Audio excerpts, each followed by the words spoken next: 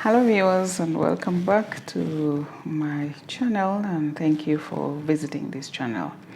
So last time we dealt with interviews and freshers interview type.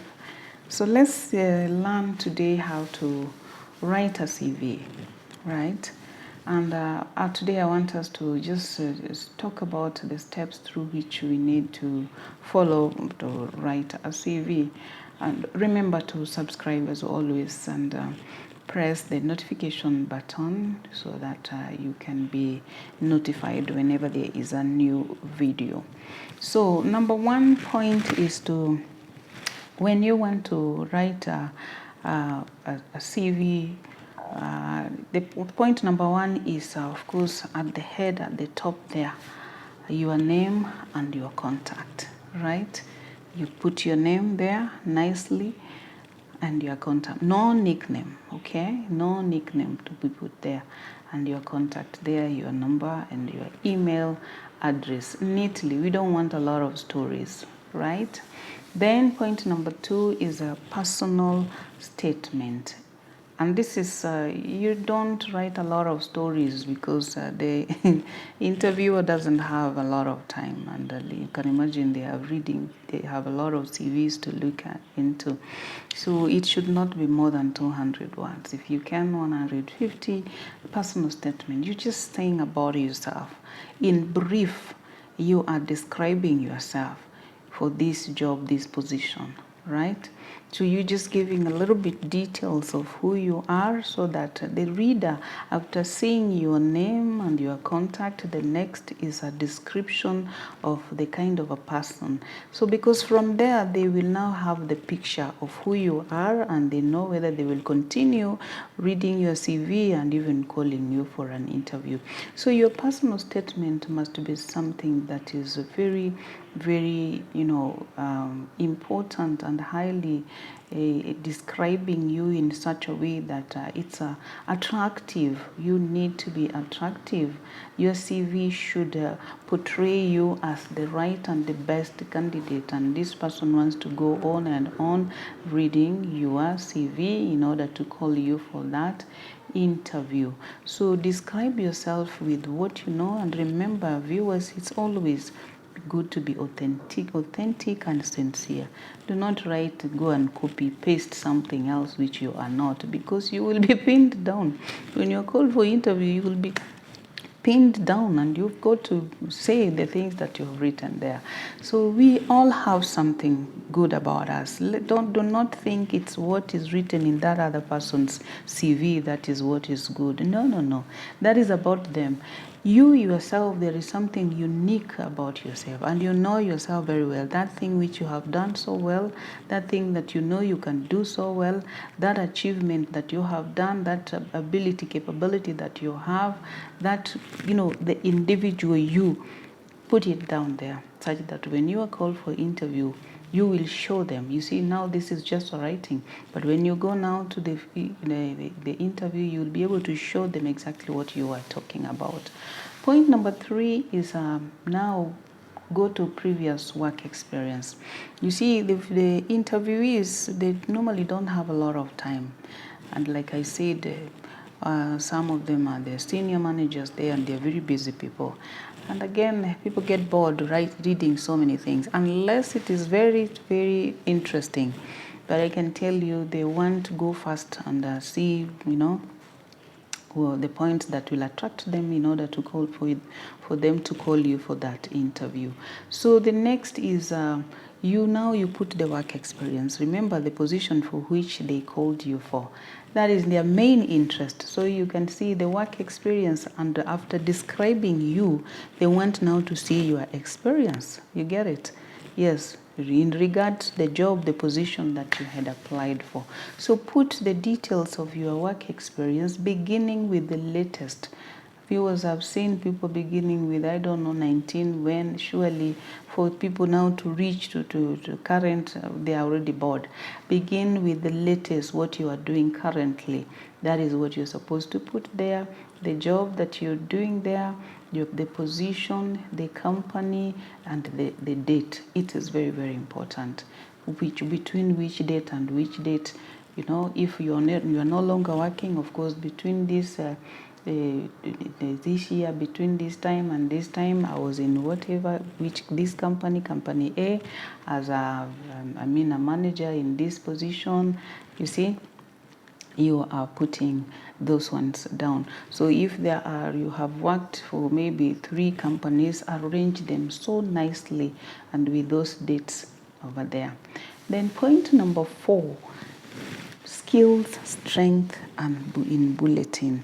So you are going to give us now the skills. What skills do you have? Communication skills, those kind of skills that you have. Are you good in communication? Let's say we were looking for somebody to do customer service.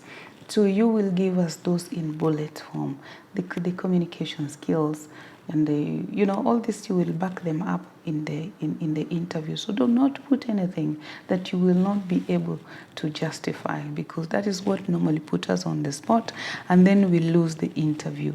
Then people look at you like a fraud, that you copy pasted somebody's CV and you put there, and that is not you. So you will put those the skills that you are sure about. You will put the strength, and what is good about you, that which somebody now can, let's say somebody was looking for somebody who is outgoing, somebody who is extroverted, somebody who is strong in a certain area. So when you list them there, they will be able now to point them out. Oh, this is the kind of a person we want. So put them there neatly in a bullet form. You're not going to describe, but just in bullet form. So the person will go through and say, okay, this one is talking about communication. Okay, this is okay. This one is talking about here there is a customer relation. Here it's the strength is smiling. I don't know whether smiling is anything. The strength is we'll call it whatever. Now they are all in bullet form, so that person will be able to take the ones that relate to the position that they are looking for. So then now number 5, you will go to education. And education, you begin with the college. Again here, just like the experience, you do the education, the latest, the college. So if you have a professional training, you begin with that. Okay? The professional training usually is on top, right? On the because the rest, the academic. So if you were to put Form 4, whatever, that will be the last.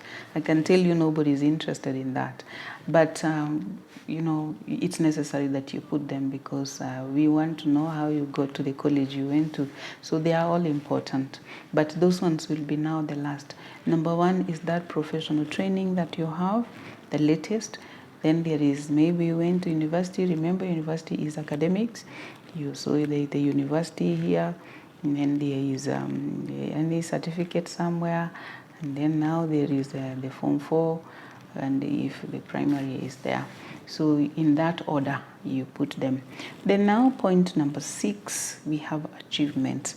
In your the experiences that you have listed there, what have you ever achieved in company A? Did you achieve anything? Did you come up with any certificate of recognition or something like that, or certificate of achievement in your company X or company 2? Did you do anything that is exemplary good, or something that was noticed and perhaps highlighted and can is even tangible, of course, through now the certificate that you may even be able to attach? What is your achievement? And these achievements, again, you must be real. They must be real, because you can be put to test. All right? Yeah. So whatever you did that stood out for you wherever you are, put them there, because they may resonate with what these people are looking for. This is a person who perhaps you achieved, you moved the sales from point A to point that, and those can be proven, because these people will refer to that. You're giving reference of where you are. They're definitely going to check. This salesperson we are taking is telling us that between this period they did ABCD. Is it true? There is possibility of counter checking, so tell the truth always. So those are the achievements we're talking about. Yes, so in every department there is an achievement. you are in the kitchen, you are able to, I don't know, did what in the kitchen as a chef, you are in the customer service, and all sorts of things. You are in security, you are able to secure the building from A, B, C, D. There was Al-Shabaab attack, and you are able to, I don't know, inform. So there is something that you did that stands out, that is different from your day-to-day activities. Those are the achievements that we are talking about. And like I said, please, let's be genuine, let's be sincere, let's be authentic, because these things at any time somebody will decide to go and check them out. So the last one, or the second last one, is references. Please give references. I think perhaps we need to have the hobbies before the reference. You can do the hobbies, and hobbies, please put hobbies that are showing you are an active person. Don't put hobbies that you are like drinking. You could imagine the picture. These people will wonder, what is he talking about? Active points, active things that you do as a hobby. And people like reading, because when reading is more knowledge, more understanding, because in every area you are in, you must expand your knowledge. And how do you do it? Of course, do it through reading. Yes, so reading, sports, and things like those, community work, and of course, definitely they have to be genuine. So you see, in life we have so many things we do, but sometimes we pick wrong ones to put on our hobby, and those things, they don't work out for us. So the last one now is references. I normally see some other people, and on request, don't do that. You think the CEO has time for going to request you? Put the reference there, because if they are pleased with your CV, immediately they will start calling. They are happy with your CV and they have interviewed you. As soon as you leave, they're already calling. The background check begins. So nobody has time to start calling you back again and give us reference. Put the reference there. So 2 references, maximum 3. Yeah, minimum 2, maximum 3. Put them there with their numbers, where they work, of course their contact. You put them there, because those things are needed. They are very, very important, because all the things you have said here, we have to counter check them. And again, when we talk of reference, if you are somebody who is in employment, the latest. I know some don't give the latest for reasons that they have not resigned where they are. But it's necessary to give this kind of the latest, where you have come, the latest place, and then the second and the third, like that. Usually it's necessary to do that. Don't give reference of people that you worked with 10 years ago. 2 years maximum, 2 years maximum. Anything after 2 years, bring the ones that you are with at that period. So if you have been working in the same place, then I think you look for other people who know you one way or the other, some known people, important people who know you, because still we will call them. It could be chief, yeah, it could be, I don't know, some police officer, who knows, anybody else. Okay, just kidding, not police officer, don't want to scare anybody. But somebody that we can go to who know you well, not your friend, of course, and not your family member as such. But again, family member may be required on one point, because if they are referenced, then if they give wrong report, definitely we'll go for them.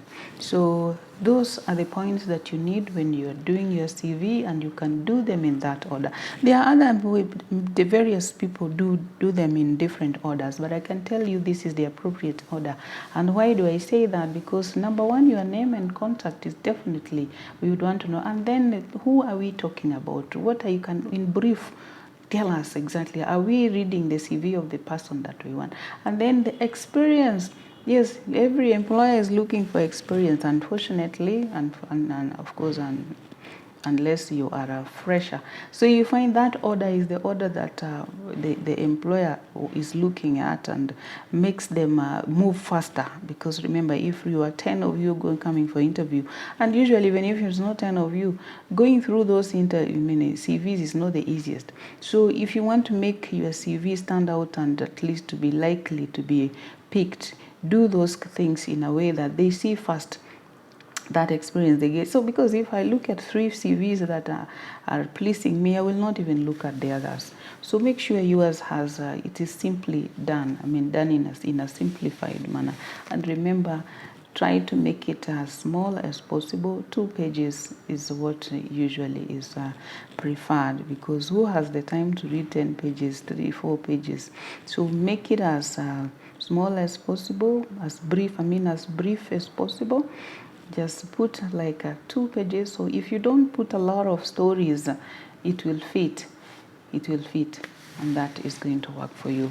Thank you for listening to me. I hope this is going to help those who are preparing and writing their CVs, and I wish you all the best. Get those jobs. Thank you.